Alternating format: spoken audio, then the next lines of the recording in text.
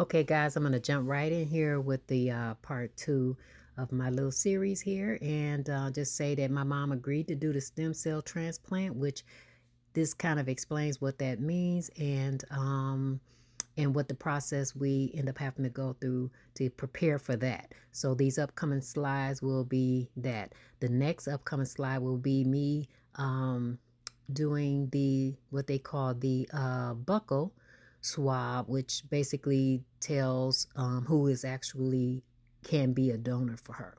So this is the method that they use to determine that. Of course, they do try the siblings first, and so I had to perform it just because I wanted to show everybody how to do it, and I tried to find it online, so I wanted to put something out here. So that'll be upcoming shortly. But anyway, we had to try to find a donor for her, whose cells will serve as her immune system, while her cord cells, which she also got from another donor, which come from donors all over the world, from umbilical cord cells, so basically baby cells. But the first set of donors are from family. So here I go showing you how to do the swabs. I'm going to take this out of this package. I'm going to slide it out, and then I'm going to show you what I'm going to do for 30 seconds.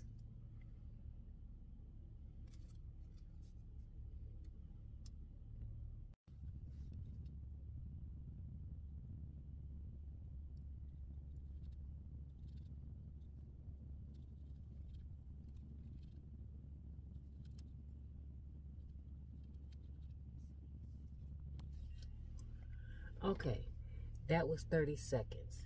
And I'm going to let this dry. It's supposed to dry for a few seconds. Now, that was one side. And I'm going to repeat that on the other side. Okay, I'm going to let this dry. And then I am going to stick that in there. Give it like 20 seconds, I think they said.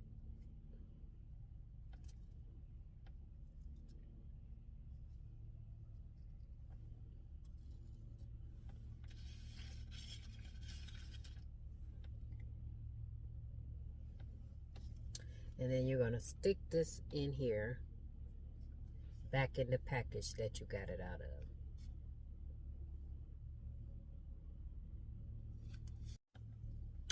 So I have done the second swab, and I am going to let that dry. And what I mean, you saw me, vigorously scrubbing like you're brushing your teeth inside your jaw. Now they send you 2, so obviously 1 for each cheek. And then if they had sent 3, then the third one you would do one side, and then you would use the same swab to do the other side. Okay. And so now I'm going to stick this in here like I did the other one. I'm going to fold it down as such, like that, so it doesn't fall out. And I am going to use my label to secure that. Very importantly, like I mentioned earlier in the video, you have to make sure that this is being sent out within 24 hours of collecting. So while we waited for the donor to be selected, she still had to undergo coming in a few times a week to get her labs drawn. And of course, we could not allow her to go in for 4 to 6 weeks, possibly, without those toes and those fingers being done, being it, people was going to have to look at those feet.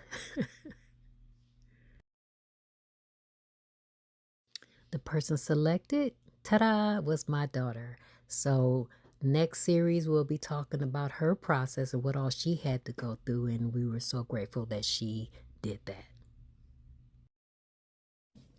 I'm video diarying this whole thing. Because on camera, here we go. No, people just need to know how rough this is. How do you feel right now? I feel like I don't want to be on camera. I don't think nobody, and then I ain't get no consent to be in this documentary or nothing. I would have to edit that, but let's try that again. Here we are. We're actually in the room, radiation radiology where Faith is about to get her access line placed, and is the patient. So how you feeling right now? A little scared? A little hungry? Just guess I'm waiting for something to happen. Okay. Ready to see what that Twilight feeling, what kind of drugs they might have. I'm just We'll edit that because, you know, it ain't about the drugs. Anywho.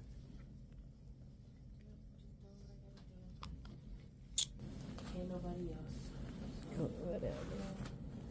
I don't think I was a match. I'm thinking. I thought you said some kids y'all would naturally be one. You would think, right? Ain't Well, nobody asked me. They said Uncle was. you didn't test it all? If you wasn't, I did test, but if you wasn't a match, I would think that maybe my mother raised somebody else's child. You know, you ever seen the movie Fences? Yeah, well, Viola. Mm-hmm. Yeah.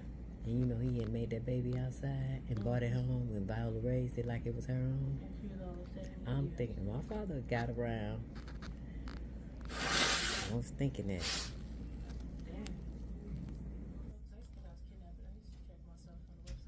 Really? Because I watched the video on Kiki Palmer, you know, the Caroline White story, all the movies. And you thought somebody kidnapped you? Well, you know, as a kid, watching all the movies and people get kidnapped and then they get raised, I'm like, well, I never did see my birth certificate until I was a certain age. And my social security card, so I did look me up. And you know, I got older siblings, so every argument is like, you're adopted. It's like, you know, let me go check. Adopted? You would think somebody, a single mother, would be out here trying to get some more kids? To get checked. So what happened? You start getting hot, and what happened? And I started feeling dizzy. And I was buzzing. And then what happened? I threw up. All over the place. Mom thought I was being dramatic, but it just came out. At the end of the day, you're Look doing at my good lip though. gloss. With lip gloss, you need to brush your teeth. I did brush my teeth. Lip gloss. I brushed my teeth before they hooked me up in the bathroom. Oh, for real? I still got my toothbrush. It's still right here. Okay. But yeah, no. You know. Alright, cut that off. I gotta wait. And of course, during the hospital stay, got to keep active, got to keep moving. So this was my mom working out. Also got to keep that mind active. So here she is just doing some coloring and everything. And this was shortly after receiving the donor cells. She was in hospital for not quite 4 weeks, actually. So, but during that process, she did receive the frozen cells that my daughter donated. And this was her hospital during her hospital stay.